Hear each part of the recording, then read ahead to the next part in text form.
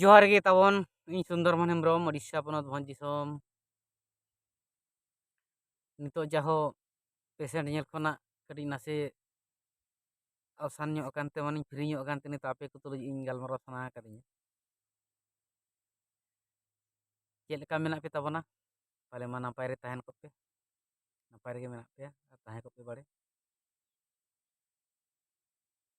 ᱟᱨ ᱟᱯᱱᱟᱨ ᱛᱚᱨᱟ ᱦᱚᱸ ᱪᱟᱸᱫᱳ ᱵᱚᱸᱜᱟ ᱛᱷᱩᱢ ᱛᱮ ᱱᱟᱯᱟᱭ ᱨᱮᱜᱮ ᱢᱮᱱᱟᱜ ᱟᱠᱟᱫ ᱵᱚᱱᱟ ᱟᱫᱚ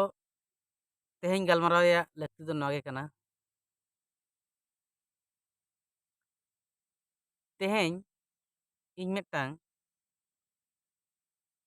ᱥᱟᱱᱛᱟᱲ ᱠᱚᱲᱟ ᱱᱮᱛᱟᱨ ᱫᱷᱟᱨᱟᱭᱤᱡ ᱢᱟᱱᱮ ᱵᱟᱠᱚ ᱢᱮᱛᱟᱣ ᱠᱟᱱᱟ ᱠᱟᱹᱞᱩ ᱢᱚᱰᱮᱞ ᱠᱚᱲᱟ ᱠᱟᱹᱞᱩ ᱢᱚᱰᱮᱞᱤᱡ ᱩᱱᱤ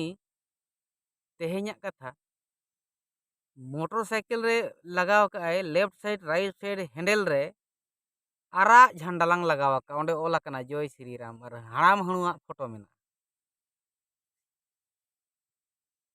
ललाए फिर फिर टाव कना डी रस्के बुझे जखन इन कुली केदेया बया नम लगाव का ओता ओना तो चेक झंडा कना झंडा जय श्री राम झकास अदो नोआ झंडा रे माने मेनेतेम बड़ाया इन कुली केदेया नोआ जहाम लगाव का दो आराग गे और हणु हणाम फोटो मेना दो नोआ रे माने मेनेतेम बड़ाया की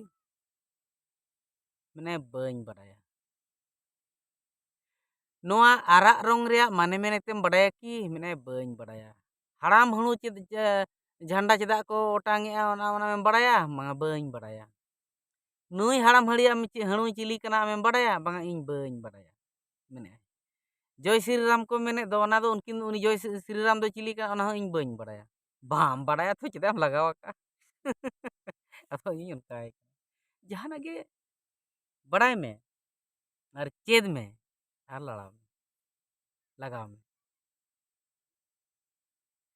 ओना झंडा रेना आमा जाति रेना गौरवे उदुगा चे आमा साहेब रेना गौरवे उदुगा चे धर्म रे गौरवे उदुगा चे आमरिन बोंगा बुरु को चितान रे उनको चे उनको आमरिन बोंगा बुरु को सिरी बढ़ा सिरी तिंगुना ओनाम लगावा का तो इदु चे इन बइन बड़ाया उनके तो लगाव याम चेदा बांग होड़ को नेलते ए बोयहा होड़ को नेलतेम लगावा आरेम फिर फिरेम ओटांगा आलम मनेया जे बांगा आम अड़ी मरांग एम कमी कना बरम नोआ आम दो बड़ाई दोहो का में आमा जाति आमा धर्म एम हेनोते गुनिंदे आम अपमाने आम चेदा चे आम दो हिंदू धर्म हरदम बांग आम दो हिंदू धर्म हरदम बांग कना आम दो आरएसएस हरदम बांग कना आम दोम आदिवासी कना आम दोम संताल जाति कना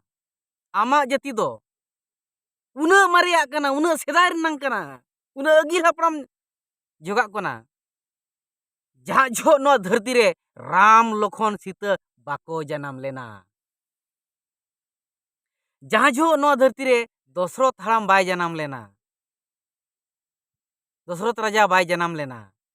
दशरथ राजा अगिल हपड़ाम हरिश्चंद्र उनी हो नो धरती रे बाय जन्म लेना उन जो खन नो आमा जाति दो मेना का नो संताल जाति दो मेना उन जो खना भीतर रे हनिम बंगाया उन जो खना जाहिर रे आम दानेम बंगाया चे लेकाम बुझाव जतो धर्म खना आमा धर्म सरेसा जतो धर्म खना आमा धर्म दो मांग रनंग सिरिजा नोआ दो आम चेत मिद दिन गान बहर रेम इदी बिड़ाव का बांग उइहरम चेकाते बिचारम चेकाते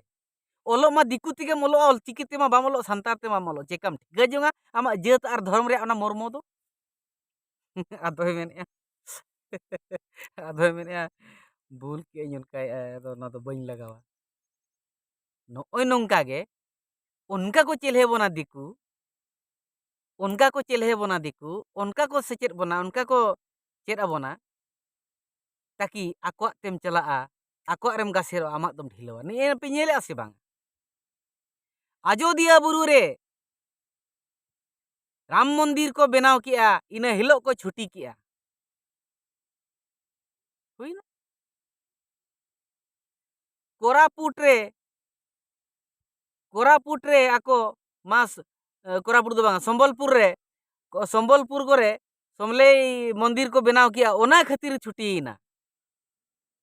सरकार छुट्टी किया भारत सरकार छुट्टी किया उड़ीसा सरकार छुट्टी किया आमा बाहा परब रे छुट्टी एमाम कनाय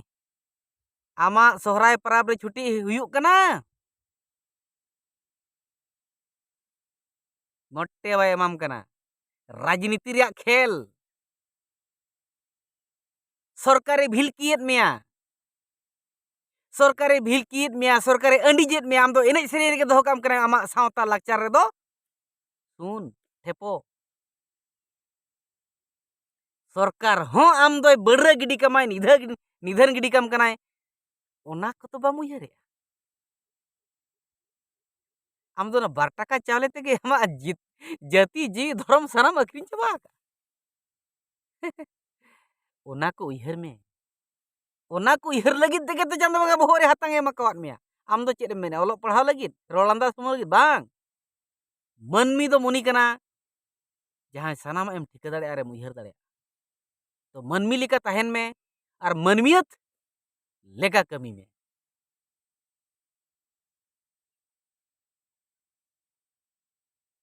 नोआ को मेन काते तायम उनी अड़ी तिरुब अकना भोग नका गदुर ñoko मैंने सर बलिंग पढ़ाई था मैंने अद इन समार को झंडा दे ओचो क्या ना काडेज दो स्क्रू ते ओचो को तो ना अद मना दो बाय ओचो का तो ñेले करा अद ने लड़ा लगा से बांग अद इन मिते इना बरम अगर सरी के लगाव रनंग मेना गड़ी रे अगर चीर हिपिड़ रनंग मेना मा छटका दुआर रे ओड़ा रे जदी चीर हिपिड़ रनंग मेना मा अतु तला रे गोसाई रे जदी चीर हिपिड़ रनंग में एनखान पे से तेरांग सर चीर हिपिड़ में धर्म रनंग चीर हिपिड़ में एनखान आमा जाति रे मन तहेना आमा धर्म रे मन तहेना आमा सावता रे मन तहेना जतो रे मन तहेना अदो लैदिन लैया कावदिया अदो हेनतेन आजा उयहर चले ठीक है तबन मा निया कथा गे आपे ठेन सदर रे तहे कन तहेना और इनगे गेबन गालमारवा निदाना मिन घड़ी तायम खान ना आरहो घाटसिला सेट खना पेशेंट को हिजुक कान ताबना उनको कटी अटेंड ñok को अदो जोहार और विदाई लहारे इया नंबर तबन मा दोहय तबन पे इया व्हाट्सएप नंबर दो हुयुक काना 6370681956 6370681956 और मिटांग बीएसएनएल नंबर दो हुयुक काना ओना दो फोन पे को यूजा 8763604005 8763604005 जोहार के मा नापाय रे तहन पे ओक्तो रे बुगिया बड़िया मा फोन कोते बन गालमारवा मा